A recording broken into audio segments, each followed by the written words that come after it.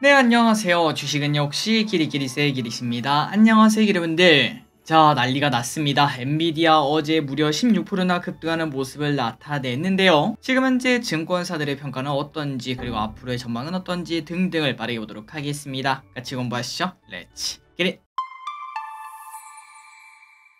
일단 엔비디아 이야기 바로 보도록 하겠습니다. $1000 갈 거니까 자, 엔비디아 질주는 멈추지 않아요. 실적이 그냥 예상치만큼만 나왔더라도 야, 이제는 고점이야, 이런 얘기를 해볼 수 있었겠지만, 그런데 항상 예상을 그냥 벗어나 버리니까 최소한 다음 실적까지는 더 뜨거울 수밖에 없을 듯 합니다. 그리고 지금 미국에서는 엔비디아의 목표가를 올려잡기에 매우 바쁘다고 합니다.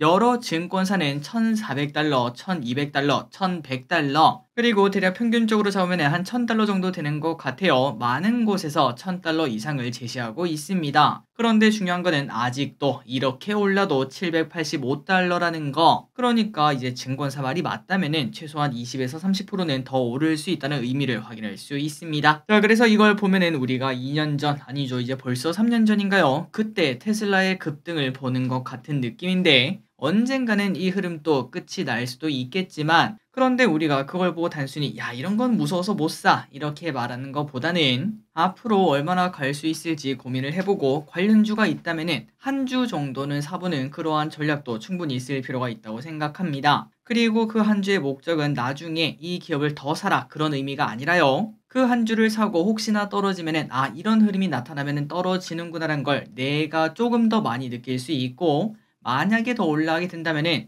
그때 내가 사지 못했던 이유가 무엇이었나, 그런 부분을 조금 더 내 종목이었다 보니까 말 그대로 피부에 와닿지 않겠습니까? 그런 의미로서 한 주 정도는 사보는 건 어떻겠나 라고 말씀드리고 싶습니다. 어쨌든 엔비디아 엄청나게 좋은 모습입니다. 혹시나 주주분들이 계시다면 진심으로 축하드립니다. 다음으로 캐시우드 이야기를 보도록 하겠습니다. 이분은 요즘 눈물 없이 밤을 못 지낸다고 합니다. 사실 방금 전에 말했던 엔비디아 같은 성장주 투자는 당연히 돈나무 언니지 라는 얘기를 하실 것 같은데요. 그런데 이 언니 이번에는 너무나 안타깝게도 놀림의 대상이 되고 있다고 합니다. 여러분들이 아시다시피 올해 엔비디아가 63%나 급등했고요. 그리고 만약에 엔비디아를 사지 않더라도 나스닥만 샀더라도 8%나 상승하는 모습을 보여주고 있습니다. 여러분들이 아시다시피 한 해 수익률이 20%가 넘으면 엄청난 거 아니겠습니까? 그런데 두 달도 안 지난 지금 나스닥만 샀더라도 8%가 올랐다는 건 매우 큰 의미가 있겠네요. 그런데 중요한 건 이겁니다. 캐시우드의 주력 ETF죠. ARKK. 이 친구의 주가는 오히려 7%나 하락하고 있다는 게 포인트라고 말할 수 있고, 그리고 캐시우드는 원래 예전에는 엔비디아를 들고 있었죠. 하지만 작년에도 캐시우드는 엔비디아는 고평가예요, 이렇게 외치는 모습을 보여줬고, 그 돈으로 테슬라를 계속 사는 모습을 나타냈었습니다. 하지만 일단 지금까지는 그 결과가 조금 나쁘네요. 다음입니다. 전기차 관련 이야기를 봐야 될 것 같은데 조금은 안 좋은 소식이 있습니다. 계속 보도록 할게요. 벤츠 전동화 5년 미룹니다. 전기차가 진짜 힘들다는 걸 한 번 더 느낄 수 있죠. 벤츠마저 전동화 목표를 5년 미루고 내연기관을 5년 더 하겠다, 이렇게 선언을 했습니다. 원래 벤츠의 목표는 2025년까지 하이브리드와 전기차 비중을 50%로 하려고 했었지만, 그런데 이것도 미뤄서 2030년 그때 되어야 하이브리드와 전기차 비중을 50%로 맞추겠다, 무려 5년이나 미룬 걸 확인할 수 있죠. 분명 2년 전만 하더라도 전기차 없으면 다 죽을 것 같던 그럴 때가 있었습니다. 그런데 이제는 전기차를 조금이라도 더 늦게 하려고 노력하는 모습을 확인할 수 있고, 모든 게 돌고 돈다는 거 매번 말씀드리죠. 그래서 아마 지금 뜨거운 AI도 AI 없으면 정말 안 될 것 같지만 언젠가는 또다시 우리에게는 주가는 실망스러운 모습을 보여줄 수 있을 듯 합니다. 그렇기 때문에 우리는 그 중심에 서서 그 바람을 잘 타고, 너무 과열되었을 때는 조금은 매도하고, 또 너무 안 좋은 기업들은 또 조금 사보는 그러한 용기도 필요할 듯 하네요. 다음입니다. 결국 현기차도 할인하는 모습을 나타냅니다. 아이오닉5 할인합니다. 자, 현대차에서 전기차 보급 확대와 가격 부담을 덜기 위해 구매 혜택을 강화한다고 합니다.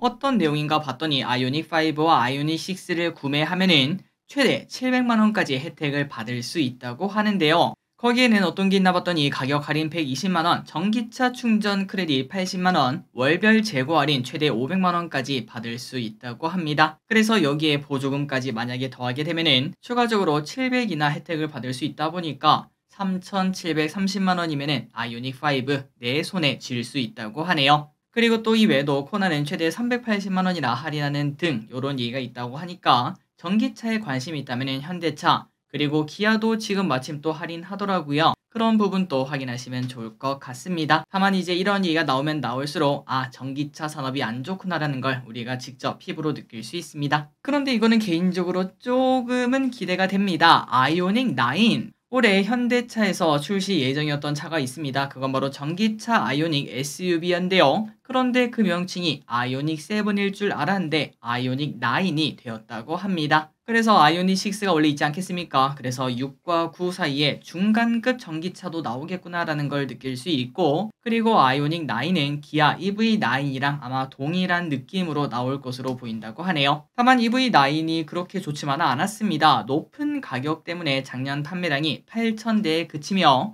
초기 설정한 목표 16,000대 판매 달성을 실패를 했었는데 아이오닉 9은 어떨지 일단 차가 나와봐야 알 수 있을 듯 합니다. 다음입니다. 리비안 26% 폭락. 전기차에 대한 부정적 소식이 계속 나오고 있습니다. 모두가 할인 판매를 하는 모습이 나타나다 보니까 이제는 리비안과 루시드, 미국에 있는 그 기업들이 각각 마이너스 26%, 마이너스 17%나 하루 만에 폭락했다고 합니다. 참고로 리비안은 직원의 10%를 해고한다는 이야기도 꺼냈습니다. 스카린지 리비안 CEO는 지금 상황은 역사적으로 높은 금리와 지정학적 불확실성 등 어려운 거시경제적 환경에 직면했다. 이러한 이야기까지 했다고 하네요. 그러니까 말 그대로 상황이 많이 안 좋다라는 의미가 될 것 같은데 이렇게 리비안과 루시드가 급락하는 와중에도 테슬라는 어제 잘 버티는 모습을 나타내 그나마 다행이었습니다. 다음입니다. 이 와중에 전기차랑 2차전지가 안 좋은 와중에 오르는 기업이 있었죠. 그건 바로 엔캠. 엔캠이 왜 이렇게 올랐고 지금 또 고평가인 이유가 뭔지 한번 쓱 보도록 하겠습니다.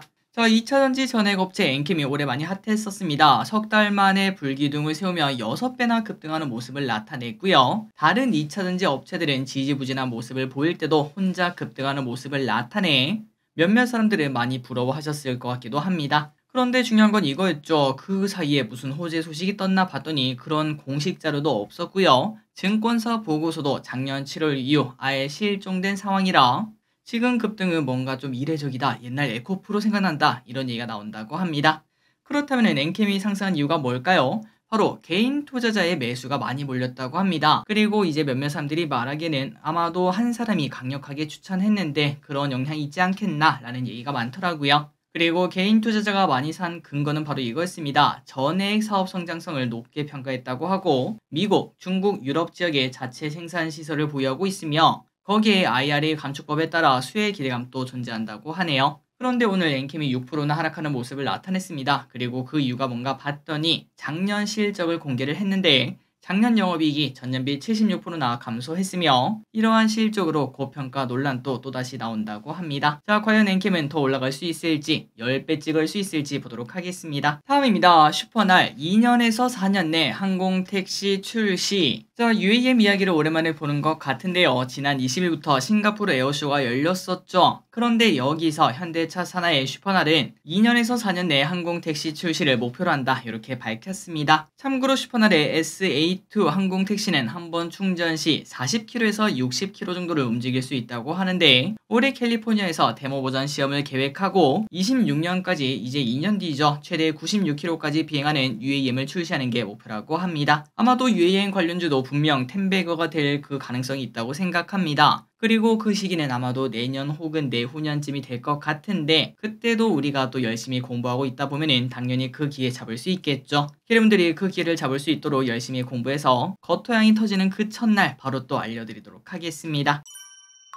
다음입니다. 알테오젠 목표가 30만원. 아침부터 눈을 의심했습니다. 알테오젠의 주가가 10만원 초반 이렇게 많이 왼쪽에 보다시피 많이 올랐는데 아직도 10만원 초반인데 목표가가 30만원짜리 리포트가 나왔기 때문이죠. 그래서 무슨 일인가 봤더니 알테오젠은 미국의 머크와 머크 알고 계시죠? 머크 그 친구와 키트루다 SC의 독점 계약을 맺었다는 소식이 나왔고 이에 당연히 주가는 급등을 했습니다. 그리고 유진투자증권의 이야기로는 2029년까지 연평균 3천억의 로열티를 받을 것으로 보인다고 하네요. 그리고 현대차증권에서는 더욱더 큰 극찬을 했습니다. 머크 전체 매출액의 40%를 알테오젠이 쥐고 있다며 사실상 머크가 알테오젠한테 전부를 걸었다 이러한 이야기를 하면서 극찬을 했다고 합니다. 목표가 30만원 절대 장난이 아닐 것 같습니다. 실제로 그렇게 간다면 지금보다 2배 더 오르고 거기서 더 올라야 30만원 근처인데 과연 어떤 이야기 때문에 이렇게 좋게 봤는지 리포트 꼭 오늘 저녁 아니면 주말에 확인해 보시기 바랍니다. 다음입니다. 이제 여행 계획을 짜시는 분들이 많으실 것 같아요. 이제 날씨가 조금씩 따뜻해지다 보니까 저 기릿과 희릿 또 곧 여행 한번 다녀올 예정인데 그런데 기르분들 그냥 가지 마세요. 이거 꼭 확인하시고 가시기 바랍니다. 자, 국내 여행을 권장하기 위해 정부에서 매년 6월에 여행 가는 달 행사를 진행했던 거 알고 계시는 분들은 알고 계실 텐데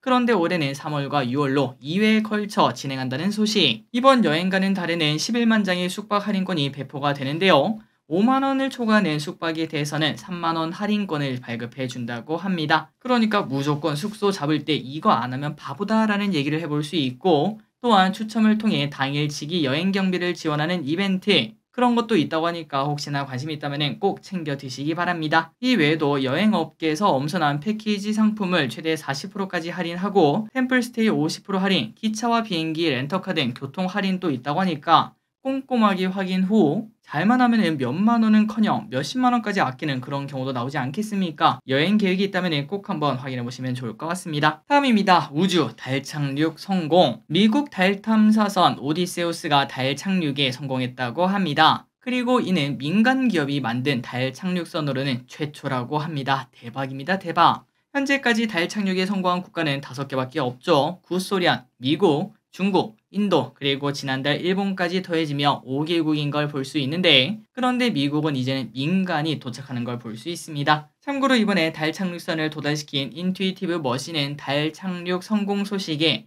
시간에서 35%나 급등하는 모습을 보여줬다고 하네요. 다음입니다. 여전히 의사와 정부의 싸움이 계속 이어지고 있습니다. 다만 이 와중에 의사가 갈수록 불리한 싸움을 하고 있다는 소식 빠르게 보도록 할게요. 저는 조금은 이해가 갑니다. 정부가 갑자기 유튜버들 세금 50%더 내라 하면은 당연히 의학, 파업 이런 얘기가 나올 수밖에 없겠죠. 물론 그 상황이 좀 다르긴 하겠지만 어쨌든 일단 빠르게 해결되길 바라고 특히 환자분들의 피해가 진짜로 없기를 진심으로 바랍니다. 그래서 이번에는 의사 쪽에서 불리한 이야기가 뭐가 나왔나 봤더니 바로 연봉이 나왔습니다. 의사의 평균 연봉이 공개가 되었는데 2억대 중반이라고 하는데 이는 세계에서 가장 높은 수준이라고 하고요. 또한 다른 전문직인 변호사, 회계사 다 같은 사자 돌림 아니겠습니까? 그런데 이보다도 2배 이상 많은 모습을 보여준다고 하네요. 그리고 보통 우리 같은 임금 근로자랑 비교하면은 6.7배나 된다는 소식이 나왔습니다. 그리고 이런 상황이 나오면은 보통 대다수의 사람들에게는 그 동정표를 받기가 좀 어렵겠죠. 야, 너 이만큼 많이 버는데 이 정도는 양보해라 이런 얘기가 나올 수밖에 없을 듯 합니다. 물론 많이 번다고 야, 너 많이 버는구나, 너 칼질 이렇게 하는 거는 옳지 않다고 생각하긴 하지만 그런데 대부분의 사람들은 이렇게 돈 얘기가 나오고 그 다음에 우리보다 훨씬 더 많이 버는 걸 한 번 더 확인하게 된다면 의사 편이 되기는 많이 어렵다고 생각합니다. 어쨌든 계속 장기화되는 모습인데 관련주는 어떻게 움직일지도 봐야 될 것 같고 주말 사이에 좀 타결이 나왔으면 좀 좋은 이야기가 나왔으면 진심으로 좋겠습니다. 다음입니다. 발표 전 쏟아지는 무수한 주주 환원. 이미 이것만 해도 소기의 목적을 달성한 거 아닐까 싶네요. 다음 주 월요일 밸류 프로그램이 발표가 되는데 이미 회사들은 하루빨리 주주 환원을 꺼내는 모습입니다. 일단 창사할에 처음으로 자사주 소각 이야기를 꺼내는 회사들이 중요할 듯합니다. SM, SK이노 등이 창사 후 처음으로 자사주를 소각한다고 하는데 개인적으로 그동안 돈 많이 번 기업들인데 이제 한다는 게 좀 충격적이기도 했네요. 그리고 다른 데이터도 매우 중요합니다. 국내 상장사의 자사주 소각 규모는 재작년에는 3.5조밖에 안 됐는데 그런데 올해는 이제 2월인데 벌써 3조 원에 육박한다고 합니다. 이것만 해도 야, 밸류 프로그램이 효과 있네 라는 얘기를 해볼 수 있고 그리고 그 수혜는 전부 다 우리가 볼 수 있겠죠. 주식하기 좋은 날 당연히 계속 이어질 것 같습니다. 다음입니다. 내일은 우크라 전쟁 2년째가 되는 날이라고 합니다. 자, 그 사이에 어떤 일이 있었나 한번 쓱 보자면은 일단 우크라 입장에서는 영토가 10% 정도 사라졌다고 합니다. 그리고 병력 손실은 13만 명, 민간인 사망만 무려 1만 명이 넘는다고 하는데요. 그리고 GDP도 당연히 25%나 급락했습니다.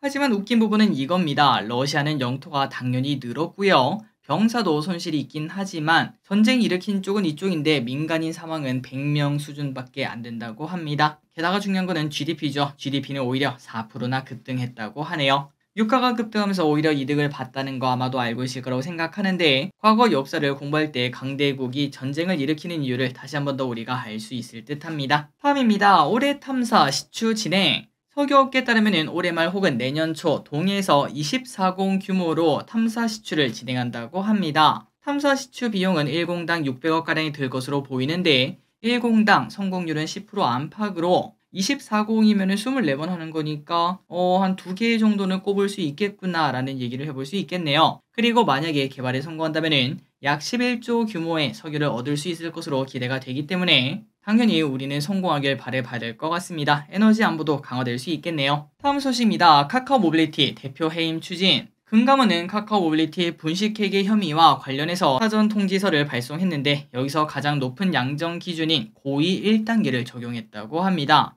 그러니까 분식회계가 좀 있었다 이렇게 본다는 것 같은데요. 그렇다면 금감원이 어떻게 보는가 봤더니 카카오 모빌리티가 20년부터 분식회계로 가맹택시 사업 매출을 부풀렸다고 보고 있으며 은행 매출의 20%를 받고 주행 데이터와 광고 수수료 명목으로 16%를 운수회사로 돌려주는 구조가 나왔다고 합니다. 그러다 보니까 매출 부풀리기가 심각했다고 하네요. 어쨌든 카카오 쪽에서는 잊을만 하면은 나쁜 소식이 나옵니다.